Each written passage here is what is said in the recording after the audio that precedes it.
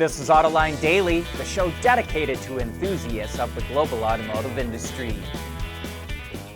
China is once again extending subsidies for new energy vehicles or NEVs, which includes BEVs, plug-ins, and fuel cells.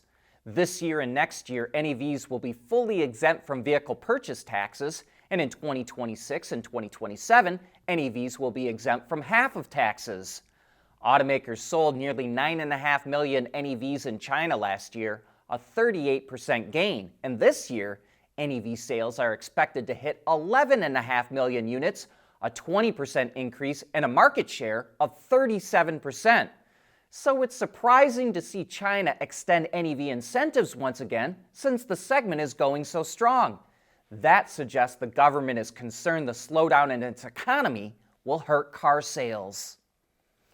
If we were to believe early forecasts, we'd all be riding around in autonomous cars, watching movies, getting some work done, or catching some shut-eye instead of actually driving. But that's not the case. And the supplier Bosch says that slow rollout is the reason it will have to make cuts in its software division. The company wants to slash 1,200 software development jobs by the end of 2026 because autonomous driving has not taken off like it thought it would. But we think something else could be going on here too. As traditional automakers begin developing software-defined vehicles, or SDVs, they want to copy Tesla and write all their own software in-house. Right now, 150 different suppliers are writing software code for 150 different microprocessors in the average car. And automakers don't have access to all that code. So as SDVs catch on, suppliers are worried that they could just end up building parts to spec and lose all that software business. The winter weather has been bitterly cold in much of the United States this week, and there's been blaring headlines of problems with charging electric cars, like they won't charge at all. The worst case seems to have been in Chicago, where sub-zero temps meant that public chargers would not charge the batteries, including Tesla superchargers, which are the best public charging system by far. Some say that owners did not pre-warm their batteries before charging. They point out that the chargers will operate very slowly at first while the batteries warm up, and then charge faster when it gets to the right temp. But when drivers see their car charge so slowly at first, they assume the charger is not working. And this is just the latest problem with public chargers, which is why the U.S. government will invest $325 million to replace broken chargers, as well as reduce battery cost and improve EV technology. It's all part of the National Electric Vehicle Infrastructure Program, or NEVI, which is part of the Bipartisan Infrastructure Act. Ford is once again cutting production of the F-150 Lightning. It says, quote, "To achieve the optimal balance of production, sales growth, and profitability, it will reduce Lightning production to one shift, which will impact roughly 1,400 employees. 700 of those people will go to Ford's Michigan assembly plant, where it's adding a third shift to build the Bronco and Ranger. The remaining employees from the Rouge plant, where the Lightning is built, will be moved to other roles there, placed in another facility, or they can take advantage of a retirement program. But Ford really needs to start making more Rangers.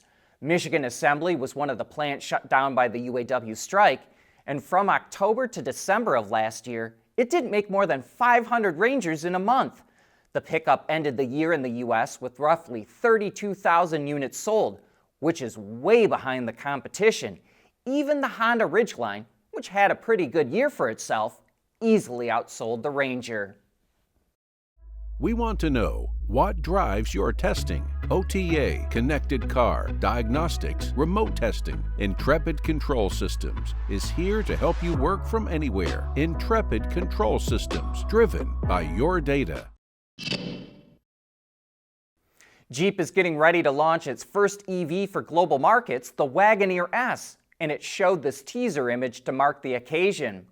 From what we can see, it looks pretty darn close to the concept that it showed in September 2022. It's a mid-size SUV that Jeep says will have 4xe off-road capability, 600 horsepower, and will be able to do 0 to 60 in about 3.5 seconds.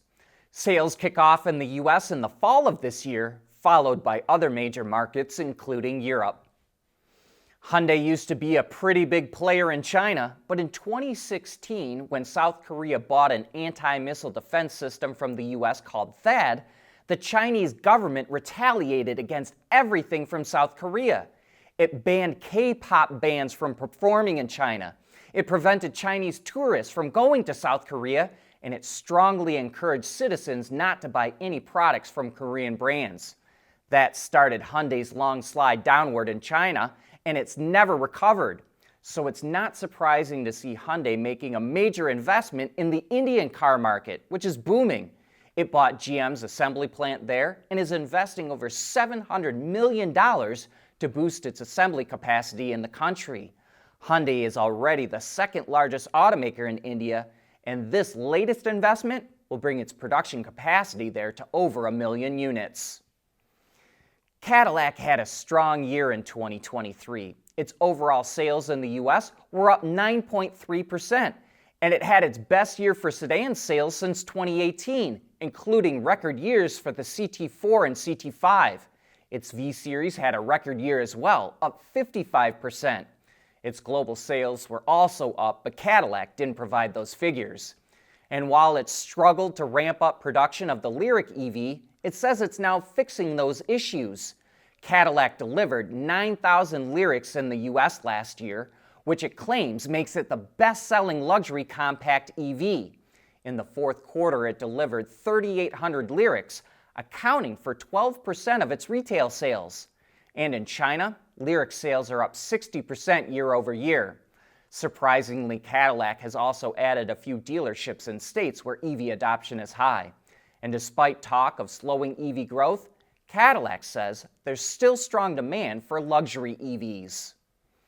It seems like all the high-end luxury brands are doing well, but not Bentley. Its sales dropped 11% last year. It sold 13,560 cars, down from more than 15,100 in 2022, which was a record. And sales were down across the board, including in the Americas, in China, and Europe. But it did say more customers chose to personalize their vehicles, and that business was up by 43%. Bentley blames challenging market conditions for the sales drop, but other luxury brands had great years. So that makes us wonder what's going on at Bentley, and that will have us keeping an eye on the ultra-luxury brand going forward. But that brings us to the end of today's show. Thanks for tuning in, and I hope that you have a great weekend.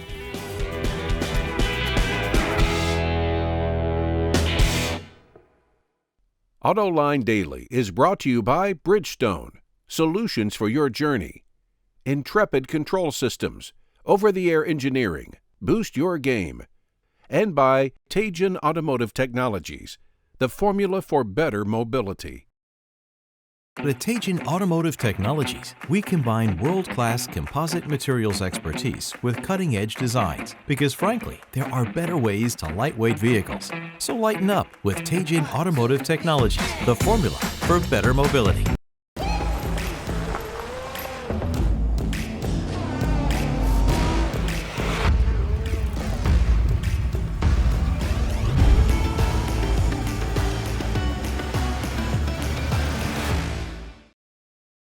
Wards is the industry leader for news, data, and analysis. That's why companies across the globe subscribe to our premium service, maybe even your own. Log in for subscriber access now, check your company's intranet for details, and rely on wardsauto.com to keep you informed.